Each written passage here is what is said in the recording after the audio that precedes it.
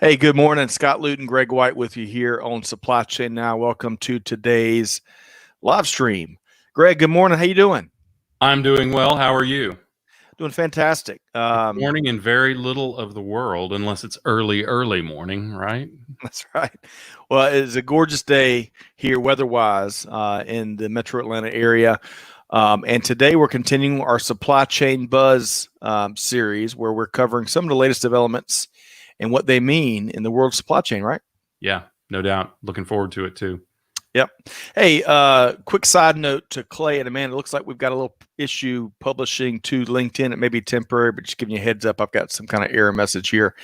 All right, so let's keep driving. At least we know when we're live or not. Right. Right. That's the good thing. Right. That it. I think so.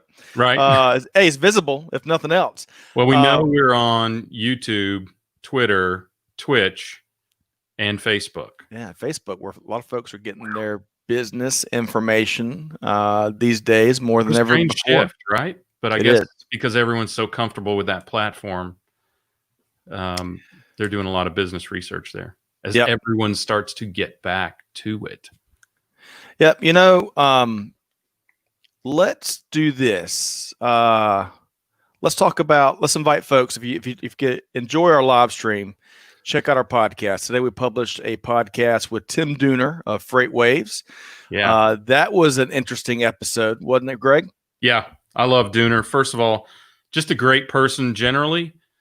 I think people think of him as a bit of a madman, but this is one of the most knowledgeable madmen you will meet.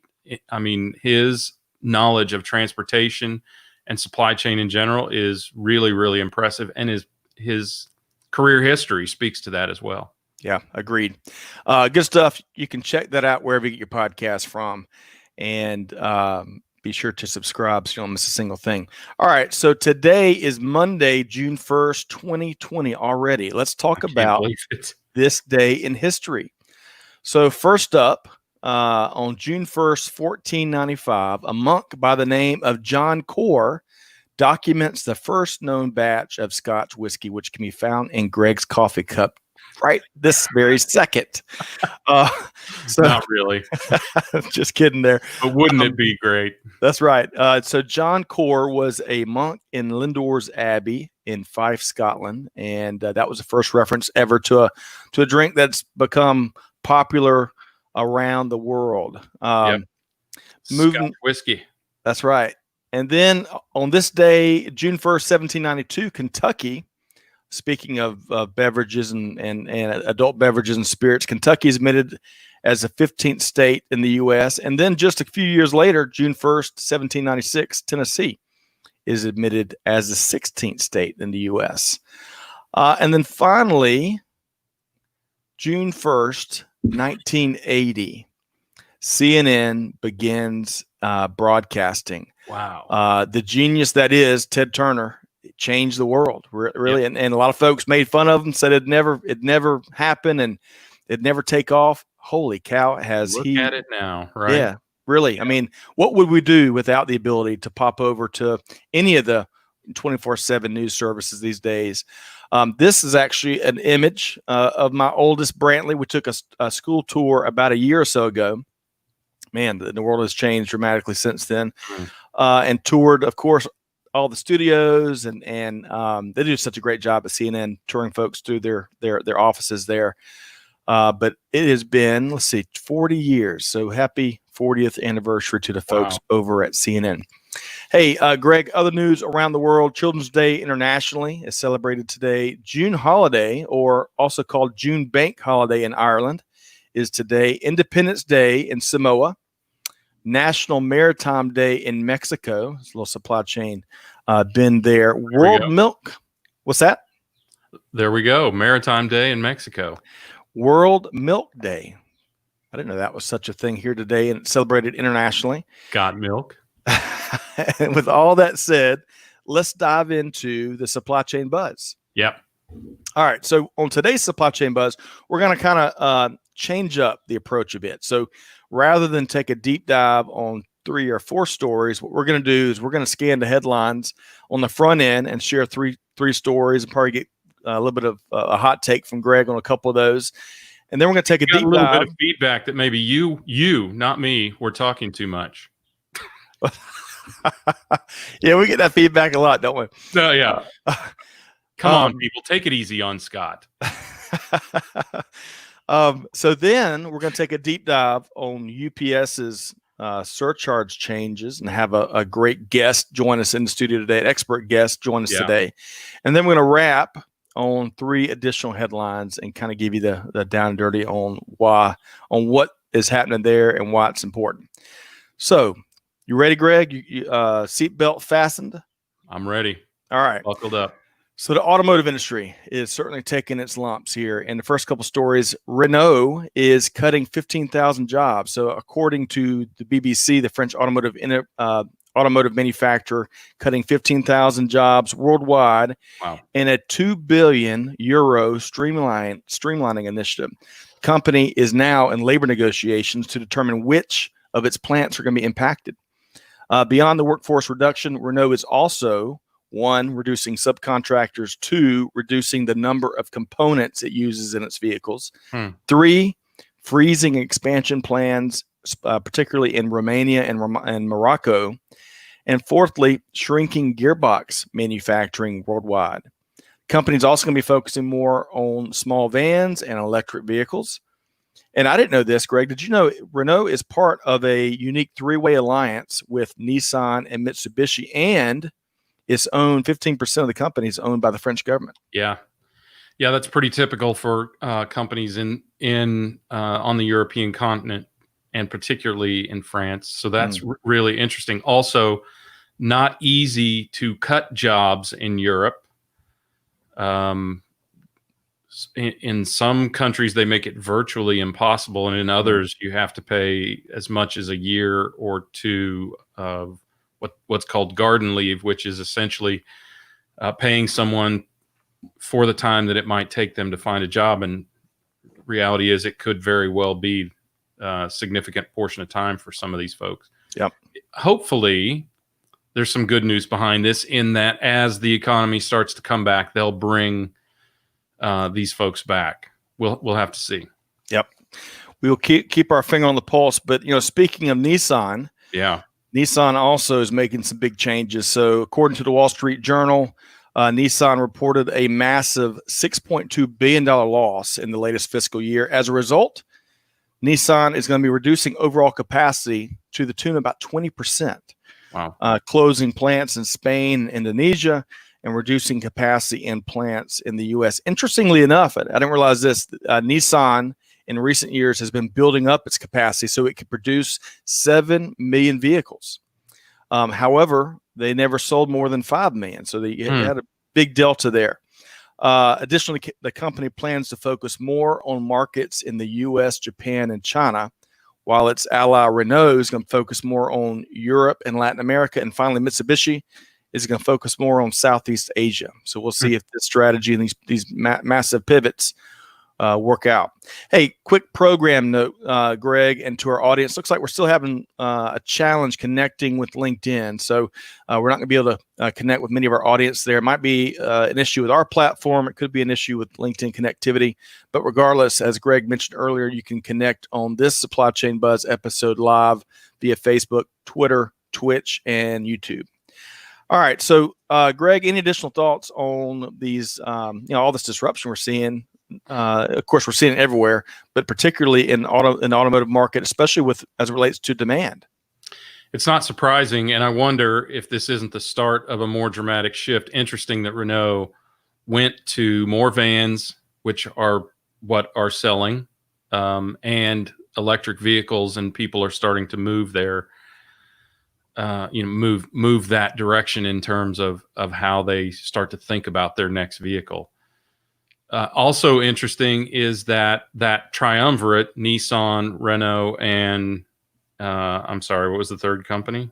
Mitsubishi. Mitsubishi, that they basically regionalized, right? We'll take this area, you take that area, and they're regionalizing where their strengths lie. I think we'll see a lot of companies, regardless of industry, to start to pull back to where they are strongest and rethink their expansion plan. Yep. Agreed. Interesting alliance, and we'll see. We'll see. There obviously will be some other side effects and repercussions from these big changes. So we'll keep our finger on the pulse. Okay, let's move over to the PC market. So one more story as we wrap up this first scan of headlines. This from Yahoo Finance and Bloomberg.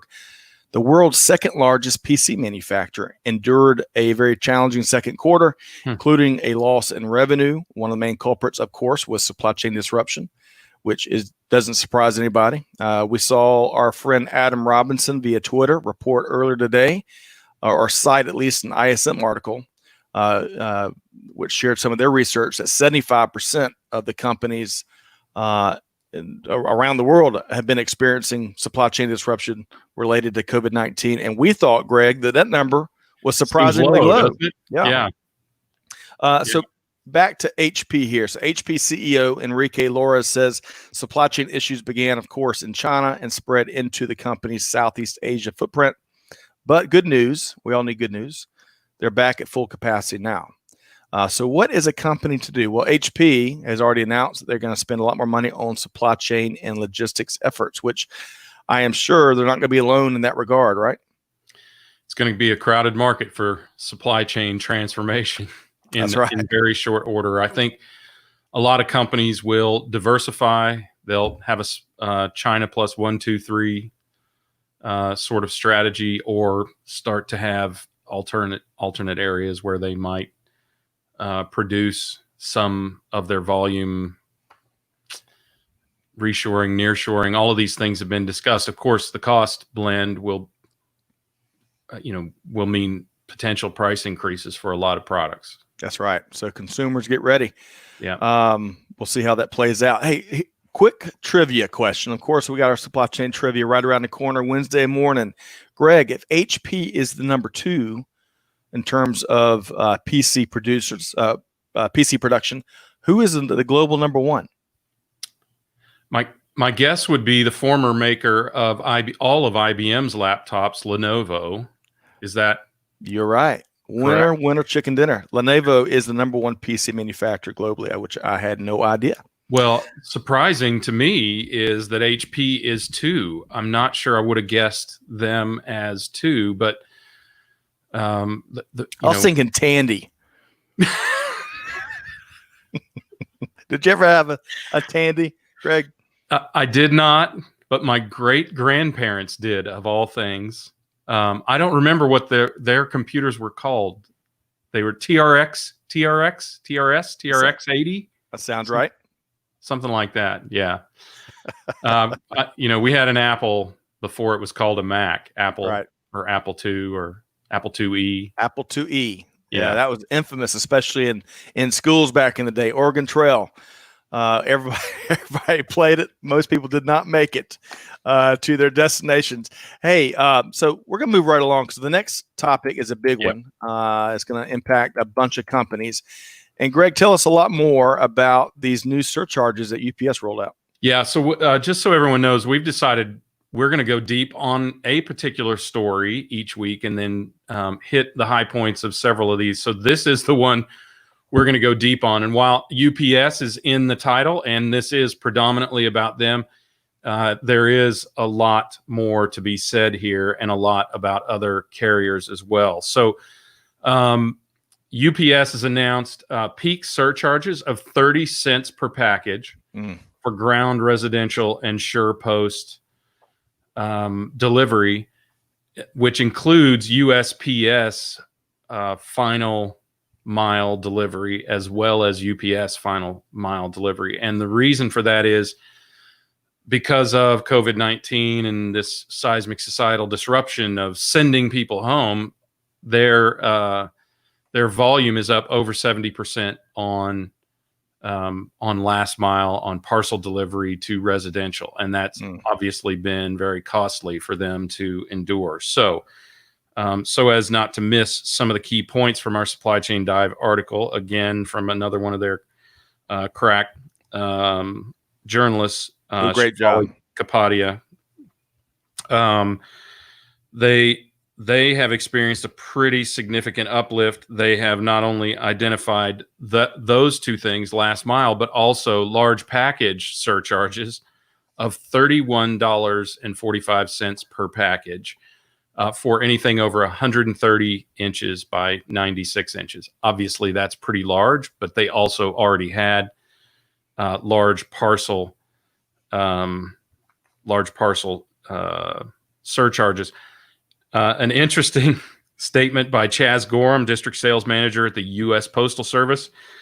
Gotta love the surcharge game, says Gorham. So essentially, if you were a residential shipper that averaged 25,000 shipments a week and you started doing 50,000 or more a week, you are now paying a minimum of an extra $7,500 a week. To put it in perspective, at 30 cents per package surcharge. Now,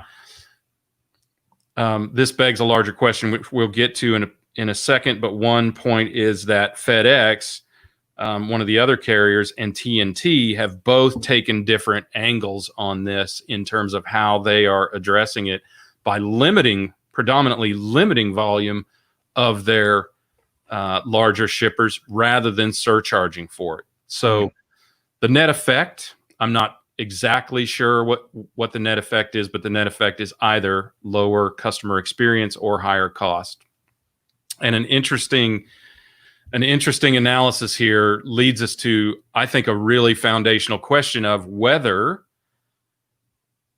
home delivery is viable. At this point, it's actually lower margin for a retailer to deliver to home than it is for them to do it for them to have an actual store location. And I think we all thought, many of us thought anyway, even experts in supply chain thought it would be quite the opposite. A bricks and mortar retailer needs a 26% gross margin just to break even. Mm-hmm. At retail, in store, they're averaging about 32%. At retail, in home delivery, they're averaging 30% with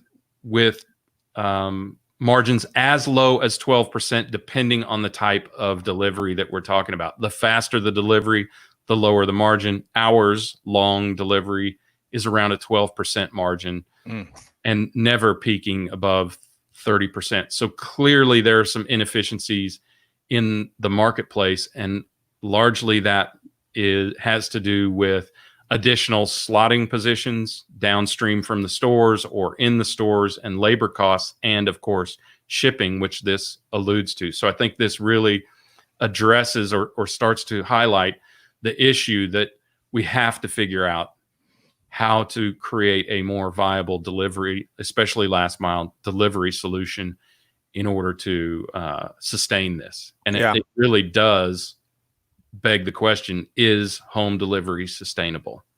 And the challenge isn't going away. It's only going to get tougher and tougher. And 70%. I mean, if you look at what's disrupted supply chains to this point, Scott, 70% is a relatively small uptick. I mean, when you look at how disrupted the supply chain was with toilet paper, that was a 753% year over year uptick in demand. And we're talking about less than 1/10 of that has caused the largest, which should be the most efficient carriers in the world, to either limit volume or to charge additional surcharges on that volume. And, you know, as Chaz Gorham represented there, it's a substantial cost differentiator for some of these e-commerce companies. So, well, I appreciate you breaking that down a bit. There's so many moving pieces. We have got a secret weapon joining us on the show here today, right? Yeah, someone who really knows. I can't wait to hear. That's right. The logistics guru. And Clay, if we're ready, dog, if we're ready, we're going to bring on Cathy Morrow Roberson, founder and president with Logistics Trends and Insights. Hey, Cathy, how you doing? There she is. Hi. Ta-da. Like magic, How isn't y'all it? doing? We're doing, all things considered. It's a tough time for many, for a variety of reasons right now. And we'll have to talk about that later. But all things considered, we're doing well, and love, I keep seeing your name on bylines and commentary. I mean, everyone's trying to crack the code on whether it's final mile or just general logistics challenges, supply chain challenges. And you can't answer your phone fast enough, it seems. I'm having a trouble hushing. So there you go, Greg. Thank you. I wait for that every time we talk. Thank you. And it's great to have you back on the show. Obviously you've been on some of our earlier podcasts. I think this is your first official appearance on the Buzz, and it looks like we have just made the connection and we're back on LinkedIn Live. So not sure it's Monday, nervous, Cathy, but the whole world's watching. So, Cathy, you kind of heard as Greg laid it out there, these changes over at UPS. What's some of your key insights there? My first thought when I saw it was, my God, what took them so long? Really?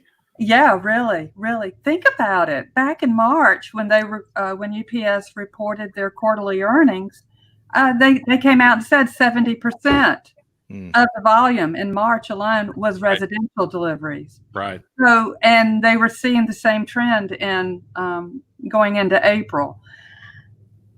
Residential deliveries are expensive as heck. I mean, just think about it. Driving up each driveway, having to get out, drop off that package, then go back to it takes a lot of time. That's why they like the B2B type of deliveries. But it's difficult. And, I really was anticipating, because the volumes have just been escalating since the coronavirus crisis came into play. And it's not only them, like you said, Greg, FedEx is capping volumes for some of their retail customers. Right. And that's basically what they do for peak season. The traditional peak season is that they meet with their customers and they talk about the volume capacities and such as that. And this is how they're handling it right now. And it's rough for all of them. The post office, even Amazon has stumbled. Everyone's stumbling. Cathy, I have a quick question for you on that topic. Do you think to this point they have been subsidizing the losses of retail last mile delivery with the profits from B2B delivery? And they just reached the threshold where they couldn't tolerate it anymore? That's a good question. Possibly.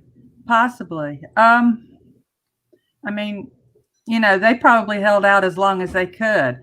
Now, you've got a lot of analysts out there that are probably rolling their eyes and yelling, going, no, this is all about making profit. This is all profit driven. Which is what a company is for. Oh, yeah, of course. As it turns out, right? Well, yeah, definitely. But you think some people think this is opportunistic? I personally doubt it. I really doubt it. I mean, the volumes are tremendous.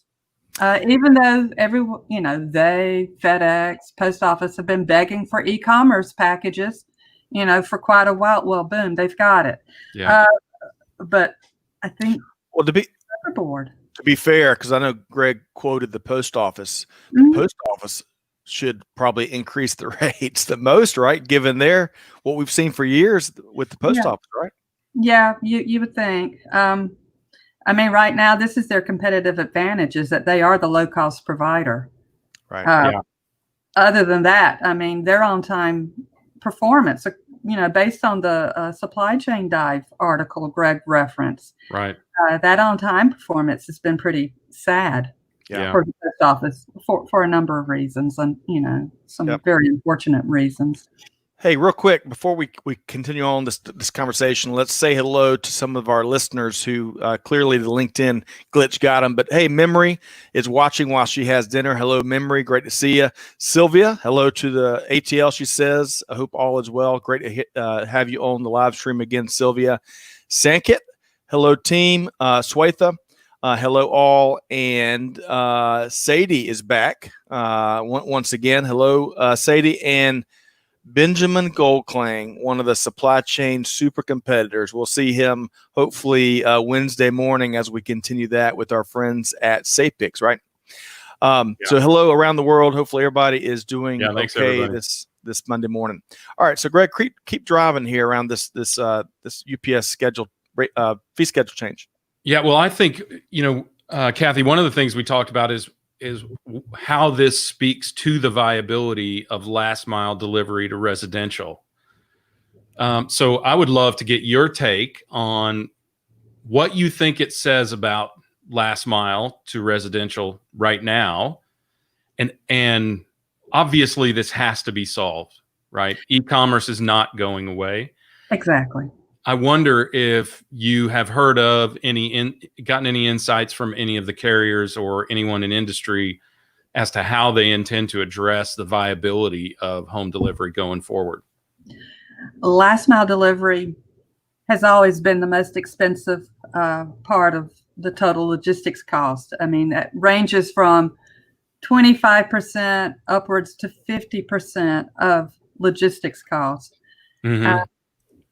And, for obvious reasons. And there's been a number of services, encouragement or what have you, that's been played out now. You see partnerships being established between UPS, CVS, Michaels, other retailers, and the same is going on with FedEx. They're doing the same thing. Yeah, encouraging folks to either pick up at a CVS or a Michaels, or to drop off packages.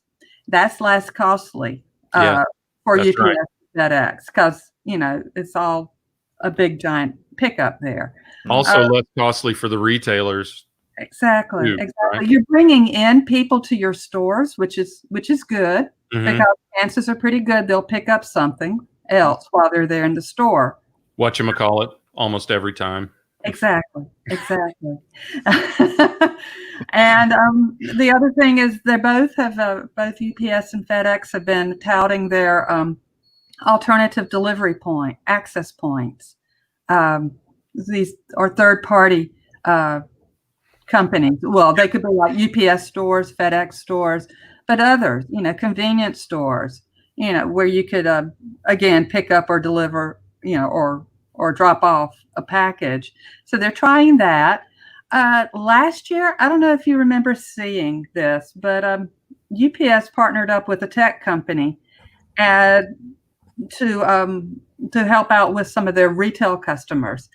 So if you go onto a retail's online store and you order something, and you can have an option of picking up your item, you can have it picked up at a locker, can have it delivered.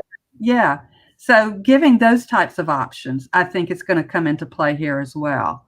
Yep. But you're right. Driving into my neighborhood, dropping off packages, it ain't viable. It really isn't. I wrote an article last week for a publication questioning if drones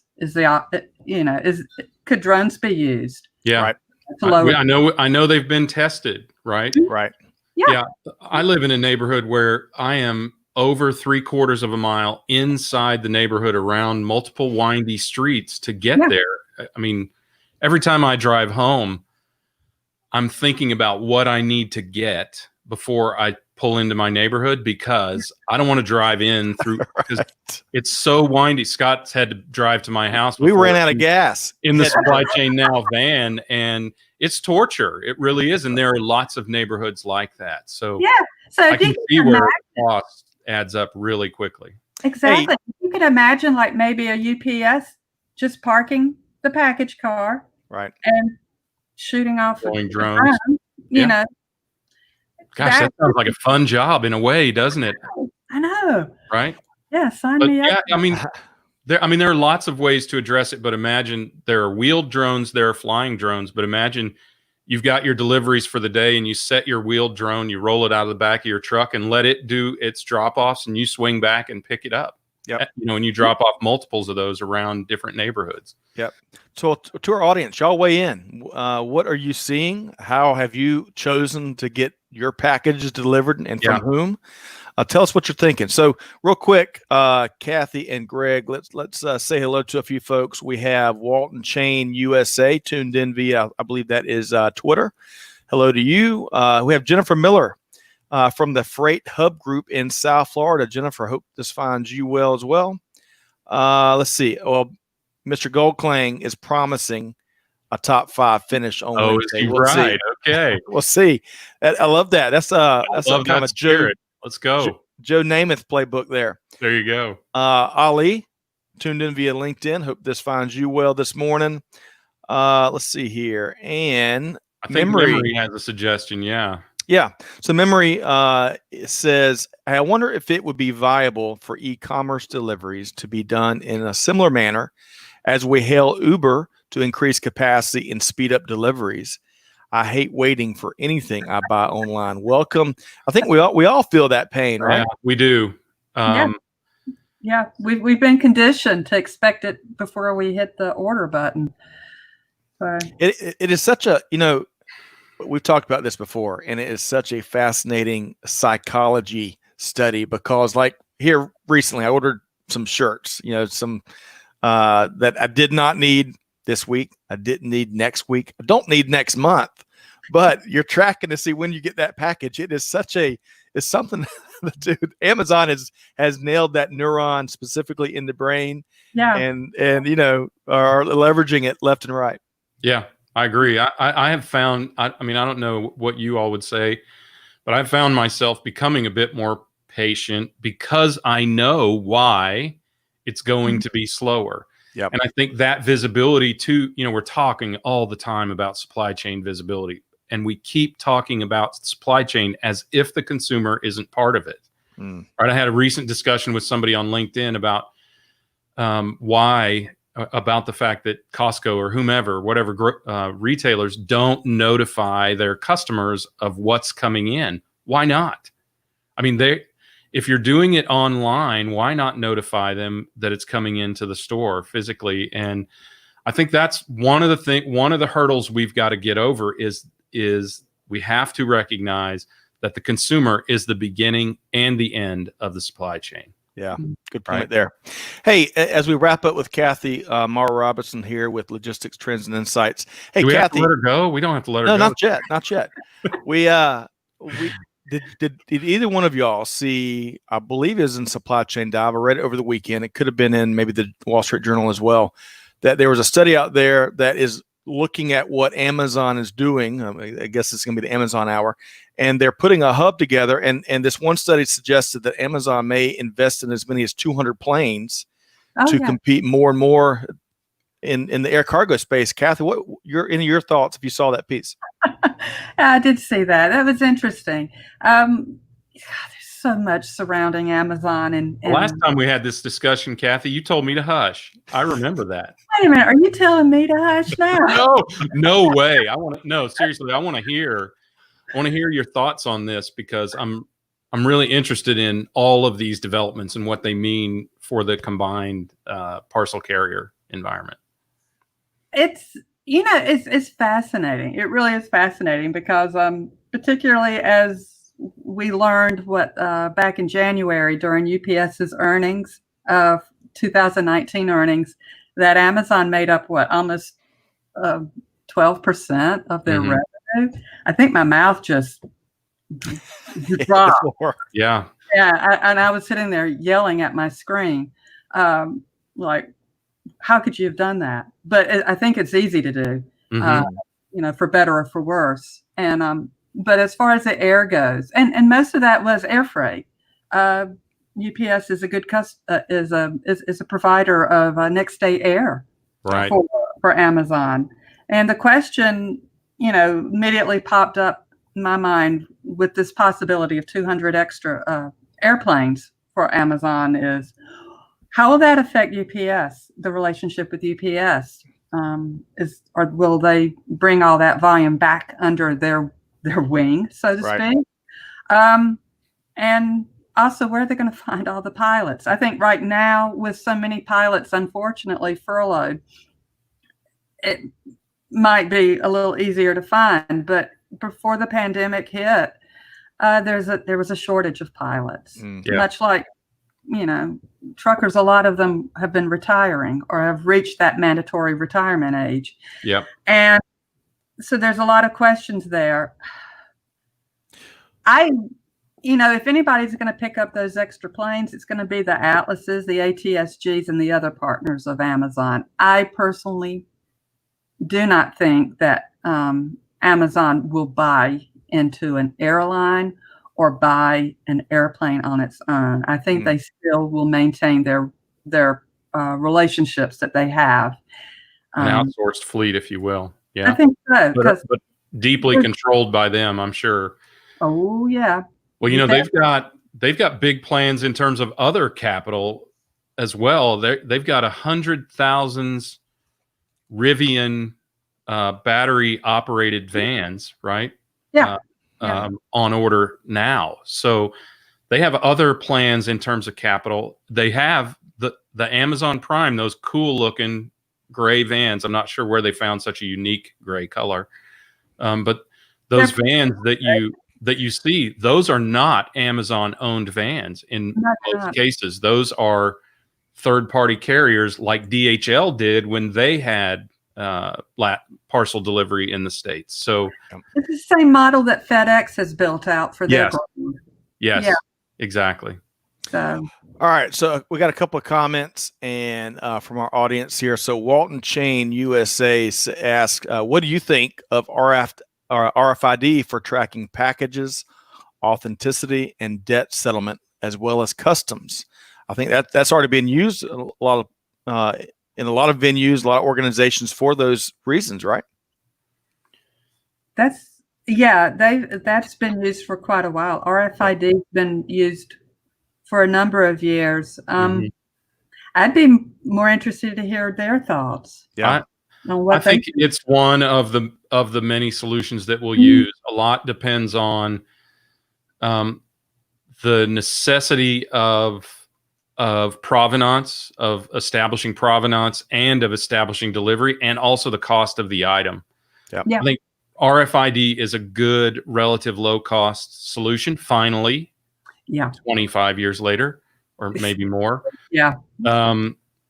So it's good for that. And we've seen some people that are, the Pallet Alliance is doing it with pallets. Some people are going all the way down to packages. There are powered solutions as well, but I'm not sure that actually solves the cost issue that we're talking about here. It does solve the deliverability issue. And I think we will have tiers of solutions for a lot of these various problems, right? There's no silver bullet. I think if there's anything I've learned in over 2 decades, right, Cathy? Over 2 decades of supply chain experience, there is no singular solution to any of these things. RFID is not the silver bullet. IoT, blockchain, any of that is not the silver bullet. But it all has a part to play in assuring congruity and conformity in the supply chain. Yes, exactly. And Sylvia says the gray vans are built in Charleston, South Carolina. I remember somebody saying that. That's right. The Dynamo facility. Yeah, that's right. In Charleston. And Ali asked rhetorically, hey, don't you think owning some of the planes will provide control on costs over high traffic routes? Interesting observation there. I think it's more. No, it's not about cost. I don't think. I think it's more about deliverability. It's more about reliability. Just like building their own, just like Amazon's reason for building their own logistics network. It's more about customer experience than it is about cost, and they can afford to do it. They'll reach a point overall where they'll reach economies of scale, but I know pilots. I know a few pilots here and there. I'm from Wichita, Kansas, so I know capital of the world. It is much, much cheaper to lease or rent or borrow a plane than it is to own it, because you own it whether it's flying or it's not. So, Cathy, no shortage of things to comment on. But as we wrap up this segment with you, thanks so much for your time earlier today and coming on to key takeaways with some of these big changes that are taking place really over the weekend. What's your final thought, Cathy? Expect more change. I mean, I think change is inevitable. I hate to keep saying that, but it is. And going back to the surcharge, UPS surcharge for domestic ground, look for FedEx to do the same. They'll follow. They have to. Yeah, they do. They are just so buried in the volumes. Yep. Do you think we should expect to see it go up more From FedEx? From anyone, I guess. Do you think it goes from 30 to 35 or 60 or whatever? I don't want you to call the number, but do you think it needs to go up from where it is for them to be viable? Actually, the big question is how long they're going to keep it in effect. Yeah. Yeah, which is interesting because we still have fuel surcharges on transportation from back in the days when fuel was $4.47 a gallon. There you go. And see, now fuel is less than $2 a gallon. So exactly. And FedEx and UPS had already redid their fuel surcharge tables back in March. Right. So, and they haven't changed at all. All right. Well, so a lot more to tackle. We'll have to have you on in the coming weeks again. But Cathy, where can folks find you? Let's make sure the folks can find you. You can always find me on social media. Amen. I'm on Twitter. I have 2 accounts. My company's Twitter page is Logistics TI. Mine is CM Roberson 06. You can catch me on LinkedIn under my company LinkedIn page, which is Logistics Trends and Insights. You can visit me at the website, logisticsti.com, or you can always pick up the phone and give me a ring. Outstanding. And y'all put out a lot of great content, including, I think, a monthly e-newsletter, right? Oh, it comes out every other week now. Every other week. There we go. Okay. Good Yeah, stuff. it's coming out this Friday. Sign up. It's free. And do a lot of blog posts. We just put out a blog post this morning on freight forwarding online platforms. Also, we do research reports. Our research report, our latest one, is on the global freight forwarding market, which came out early April. Love it. And love having you on the show. A pleasure each and every time. Yeah. Cathy Morrow Roberson, founder and president of Logistics Trends and Insights. I think we've made it easy. Direct link to her LinkedIn profile is in the show notes of this episode. Thanks so much, Cathy. Thank you. Good talking to you. Have a great week. Coming, Cathy. Appreciate it. Okay. Take care. Oh man, 15 minutes is never enough especially with gurus like Cathy. I mean, just chock full of insights. She is, and she is exceptionally tuned in to transportation. I mean, and exceptionally tuned in to parcel. Yep. Which is makes her the perfect person to speak to this, right? Agreed. And if you're not following her on Twitter, you should. She is a what a great resource of timely, and she'll be on a lot of these investor and financial reporting calls, and then she churns out the things that you need to pay attention to. So that's great resource. Fred Tolbert says he feels the buzz. Fred, hope this finds you well, and hope you've had a good weekend. He's got Macallan 12 in his coffee. That's right. A couple of the comments before we wrap up with some other headlines here. Let's see. Sylvia shared back when we were talking about delivery that we need to discern again between need and want. A life-saving medicine such as insulin is far more critical than an order of flip-flops in multiple colors. Well said there, Sylvia. It's true. I mean, we need to begin to plan again. It's going to be tough. Yeah. But if you've got the gift of being able to do that, of being able to plan and accept that, please do it. Agreed. Memory weighs in again. Prior to COVID, if I bought items from takealot.com here in South Africa and went and got something from Amazon exactly the same time, the purchase from Amazon would arrive within 3 to 4 days all the way from the U.S., while a local purchase takes as long as 14 days plus. Wow. That is interesting. That is interesting. That is an interesting juxtaposition because I'm stunned to hear that anyone is still like Aditya shares that he wrote an article on supply chain diversity today. He offers a direct link to give it a read. And that's a great topic, a timely topic for a lot of the challenges we're facing, not just within the supply chain industry, but in general, especially here in the States. And when I think of diversity, Greg, I don't just think of who fills what job, but it's a diversity of perspective, a diversity of you're going to see the world one way. Your neighbor right next to you is going to see the world much different, and there is such a great need for diversity of thought right now to fight through, not to fight through, but to get through these challenges we're having. So, Aditya, we look forward to checking out your article, and we appreciate you sharing that here today in light of some of these other things, right, Greg? Yeah, I think it is a fight, not a violent fight, but it is a Cold War, if you will, right? But we have to acknowledge and respect, and I think it's our role to elicit that information from those who are unvoiced, and that's really what we try to do here, is to give voice to those that otherwise would not have it. That's right. And I think, Greg, you and I both can agree. We're all processing a lot of things right here at once. We've had challenges here in Georgia, especially in South Georgia, and then on the heels of that comes what took place in Minneapolis, a tragedy up there. So things got to change, and we're gonna do our part as best we can, and we got to all figure that out. The onus is on all of us. Mm-hmm. So stay tuned for more to come from the Supply Chain Now team in that regard. Okay, so on a much lighter note, let's talk about some other headlines. And these are things that are going to impact. Lighter note. Much lighter note. That tells you. But, we had John Davis on the show last week. Yeah. Risk Pulse chief meteorologist, right?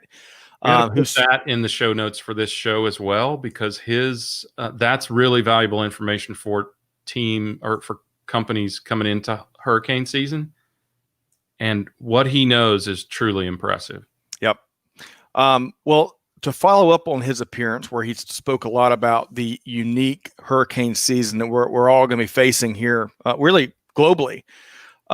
This comes out from Associated Press, where the AP team spoke to more than 70 counties across the southeastern U.S., from Texas to Virginia. And perhaps surprisingly, more than 60% of the coastal counties that they spoke to are still finalizing their plans for public hurricane shelters, PPE, cleanup, and emergency health care, right? The whole contingency plan for when storms hit. Right. Many administrators and government officials are working through the challenges that, of course, the pandemic environment poses to planning. For example, one administrator in the study or in the article mentioned that due to things like social distancing at shelters and on buses, that evacuations during the pandemic environment are going to be, quote, a nightmare. But beyond the sheer challenges related to evacuation and sheltering, a lot of other officials cited the shortage of PPE locally, which is still a challenge, as well as potentially a slower response and fewer resources for cleanup. I mean, think of all the volunteers that a lot of times will go into these stricken cities and locales and will help with the cleanup. Well, that's going to be a bigger challenge in light of what we're all facing, right? Mm-hmm. No doubt. No doubt. So, I mean, this is a particularly disruptive time of year in the southeastern and Gulf states of the U.S. anyway. And you throw this already existing dual disruption of this, I keep saying it, seismic societal disruption and the pandemic on top of it. And it makes for a difficult time. I think the upside of that, if there is any, is that we are starting to get back to business in the southeastern U.S. and with relative success in maintaining health standards, right? So hopefully we'll be in a better position to execute when the inevitable happens with these storms. Agreed. All right, so moving right along, all roads lead back to Amazon. So this is an interesting story here that came out over the weekend. We've spoken, Greg, about the workforce concerns at Amazon for months now. According to CNBC, Amazon shareholders are talking about it as well. So, in fact, one group of Amazon investors in particular plan to get the e-commerce behemoth and its leadership to address workforce concerns at its annual meeting this week. I think it takes place Wednesday, if I'm not mistaken. So this group of concerned shareholders are urging Amazon to release more data on just exactly what it's doing to better protect its workers. Last week, a group of about 260 Amazon shareholders, according to the story here, heard from a variety of Amazon workers about safety issues. In fact, one of the folks I heard from was a former Amazon delivery driver who was terminated after he had raised safety concerns. So we're going to see how that meeting plays out. But, the big thing that we've been hammering for months now really is the need to protect and take care of the supply chain workforce. Of course, the folks over at Amazon that allows us to enjoy same day or next day stuff is so critical, right? Yeah. And I think, I think this is a very difficult situation, like it has been for other big companies, Tyson and others, relative to the success of other companies. Amazon has been pretty good, but I don't think you can ever do too much. Yeah. And I know a lot about the Amazon culture, and they have a very strong bias for action, and one of their core values is to be right a lot. So I know that they're working on this. They may not be progressing as fast as folks want them to, and certainly they need to be held to account. But I saw early on Jeff Bezos go to a facility where they were testing for temperature. They tested him for temperature, and he wore a significant amount of PPE in entering his own facility. In fact, what he got dinged for was not having sufficient PPE, but it was that he didn't use the handrail when he went up on a gantry in the warehouse. So, there's a lot going on here. Amazon is a world leader, and certainly all eyes, as you said, all eyes are on them, and all roads lead back to them, and they need to excel in addressing these kind of issues. And it's good to be held to account by your shareholders. That's right. Meanwhile, you mentioned Jeff B. The beat goes on for Jeff Bezos. Recently invested in Beacon, a UK-based digital freight forwarder. So we'll see how they leverage that in the weeks and months to come. All right. Interesting. Our final headline we're going to share here today. I was so glad to see this in the show prep, Scott. Yeah. This is so impressive and encouraging. Huge. Yes. Well, we had an executive from the energy industry on the show as part of our AI-AG programming a few weeks or maybe a month ago. And, his forward-looking and very innovative approach that they had at their company, I think Consumers Energy, I think was the name of it. Malcolm, shoot me a note if that's not right. It really stood out in what traditionally has been a very buttoned-down, kind of, not to say old-fashioned, but just a very staid industry, right? Things are changing. Things are changing here. So in this report from the Wall Street Journal, coal is king no more. For the first time in 134 years, the U.S. used more renewable energy in 2019 than it did coal-powered energy. One of the biggest reasons is the steep drop in coal-fueled electricity usage.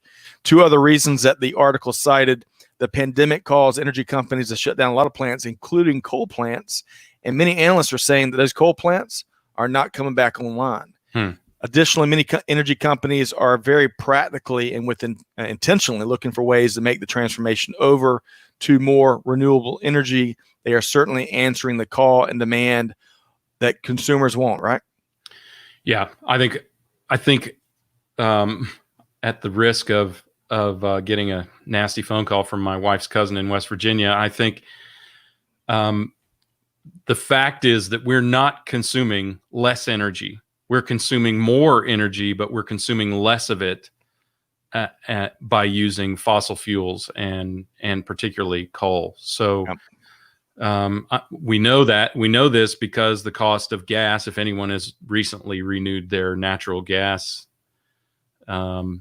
service, the cost of natural gas is up.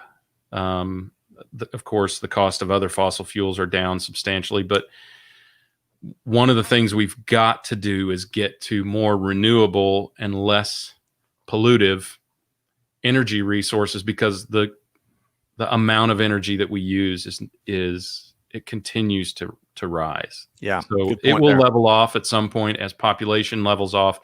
But for now, we've got to definitely focus our efforts on renewables. Yep. Good point. And interesting report from the Wall Street Journal. Yeah.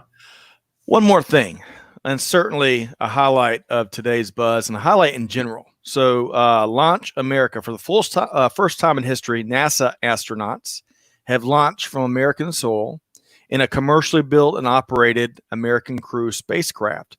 Many of y'all may have seen that over the weekend. The SpaceX Crew Dragon spacecraft carrying NASA astronauts Robert Behnken and Douglas Hurley lifted off at 3:22 p.m. Eastern Daylight Time Saturday from NASA's Kennedy Space Center in Florida. And it was, Greg, I think it's been about 10 years since the last space shuttle flight.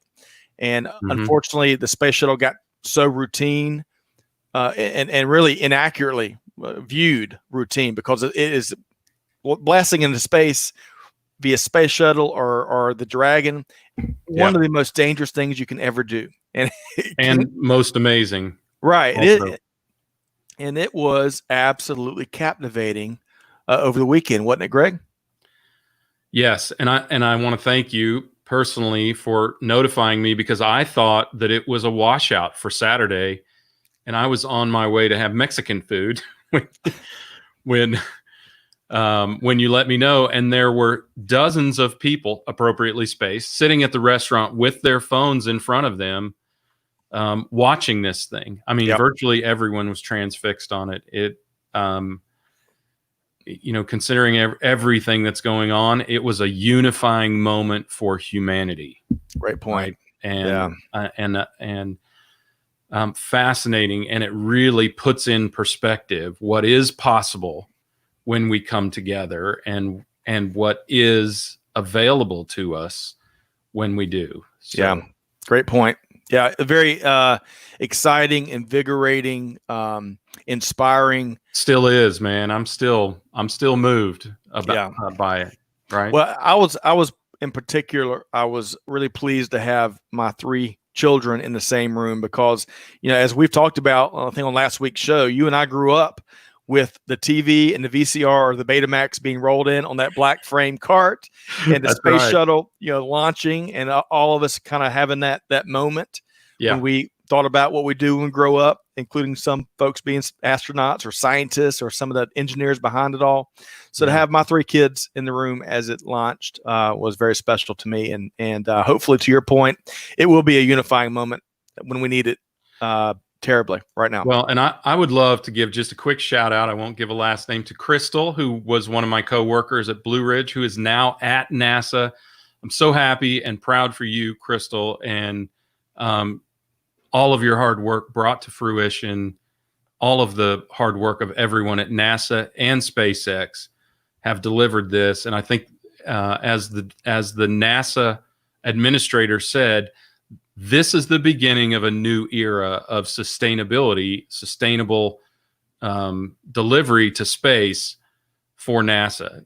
He said, and I'm paraphrasing, never again will NASA be the sole payload carrier or payer on a rocket. So we've figured out viability.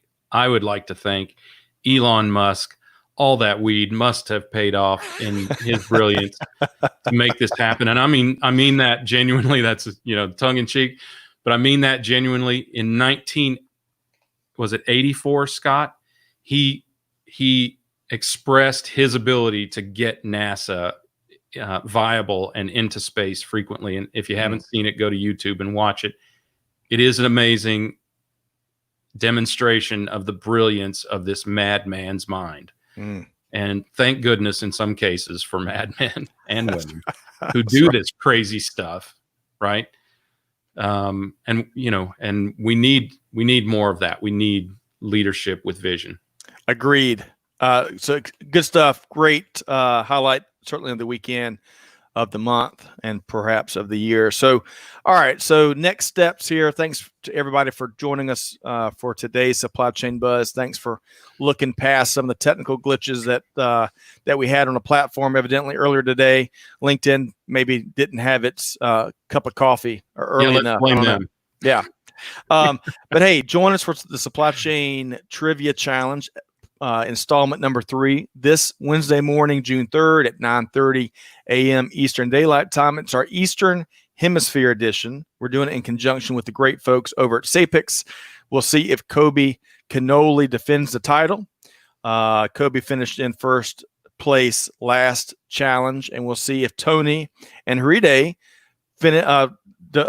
defend their second place title, which is still nothing to shake a stick at, right? That's right. Well, and also Mr. Inventory, right? We need to see if Demetrios comes back and gets into the top 5, and Andrew Goldklang has thrown down the gauntlet. Yes. Guaranteeing a top 5 finish. That's right. So Joe Namath. Really interested to see what happens there. And also, we need to hear again from Reno 911, Angie Reno, and also Sarah Barnes Humphrey, who were right at the top.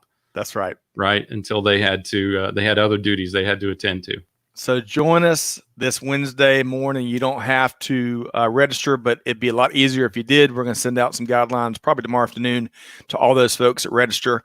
We're approaching 100 registrants for this third contest, which is great. Wow. And listeners, you can go to supplychainnowradio.com, click on the events tab, and you'll be able to register just with a couple pieces of information, and then we'll get more information over to you so you can be in pole position to compete for first place.